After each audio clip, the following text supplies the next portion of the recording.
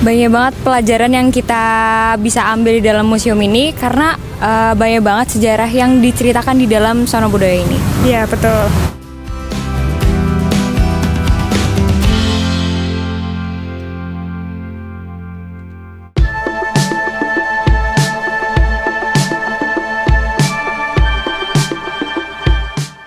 Museum adalah tempat untuk menyimpan benda-benda bersejarah.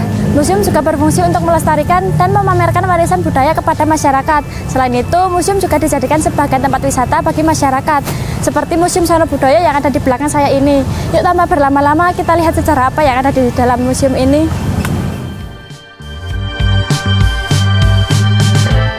Museum Sono Budaya didirikan pada tahun 1935 oleh Sri Sultan Hamengkubuwono ke-8, Raja Kerajaan Yogyakarta pada saat itu.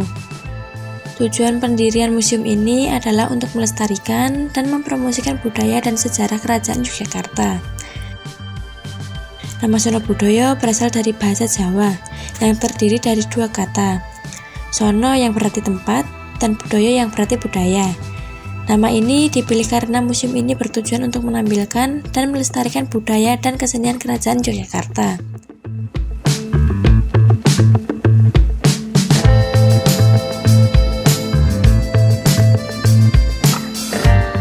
Museum Negeri Sono Budaya didirikan pada tahun 1935 oleh sebuah yayasan pada zaman kolonial yang bernama Java Institute, di mana Java Institute ini merupakan sebuah yayasan atau lembaga yang sangat peduli terhadap hasil benda budaya yang ada di Jawa. Jadi pada waktu itu konteksnya adalah Jawa Besar yang meliputi Jawa, dari Jawa Barat, Jawa Tengah, Jogja, Jawa Timur, Madura, Bali, sampai Lombok. Pada saat awal kali berdiri, museum itu koleksi-koleksinya merupakan hibah dari Java Institute maupun dari masyarakat. Kemudian seiring berjalannya waktu, koleksi terus bertambah dan pada tahun 2001 ketika otonomi daerah, jumlah koleksi saat itu adalah 43.000. Namun kemudian jumlah koleksi selalu berkembang sampai dengan saat ini. Koleksi sudah berjumlah 63.670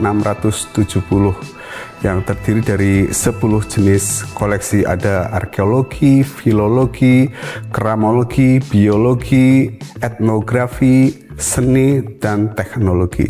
Kalau nanti teman-teman datang ke Museum Sono Budaya, itu ada gedung namanya Hastobroto.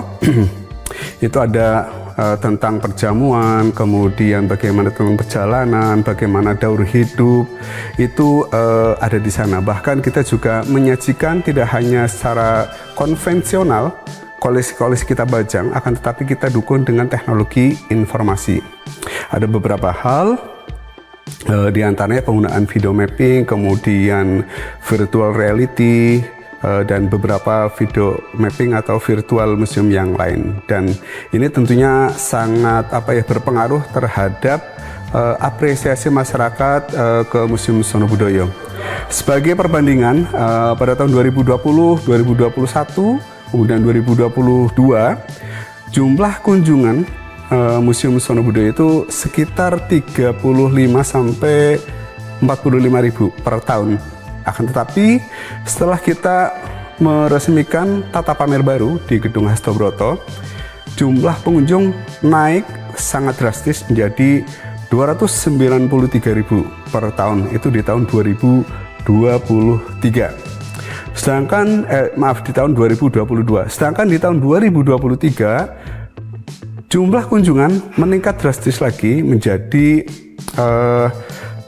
390-an ribu, dan pada tahun 2024 mencapai 590-an ribu. Jadi setelah kami berbenah bagaimana tata pamer kita rubah menjadi desain-desain yang minimalis dan menarik, kemudian pemanfaatan teknologi informasi ini menjadi daya tarik, dan yang membanggakan lagi itu bukan hanya anak-anak sekolah yang datang, akan tetapi rombongan-rombongan keluarga dan juga anak-anak muda yang notabene generasi sekarang yang suka menggunakan media sosial.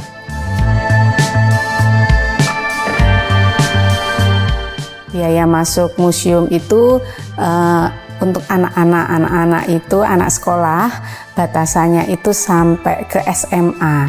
Jadi ada bahkan sekarang PAUD itu juga diajak ke sana Mbak. Jadi dari anak-anak dari PAUD sampai SMA itu 5.000. Kemudian untuk dewasa itu mulainya dari mahasiswa sampai ke orang tua begitu 10.000. Kemudian untuk yang wisatawan asing itu 20.000. Jadi 5.000 anak, dewasa 10.000, kemudian 20.000 itu untuk asing.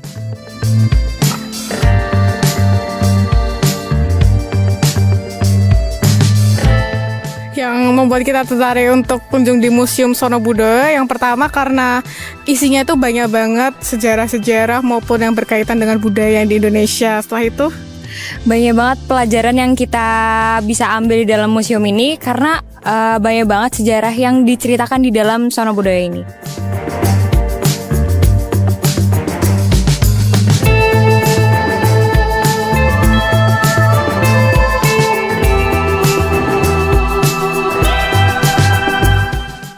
Download Tribun X sekarang, menghadirkan lokal menjadi Indonesia.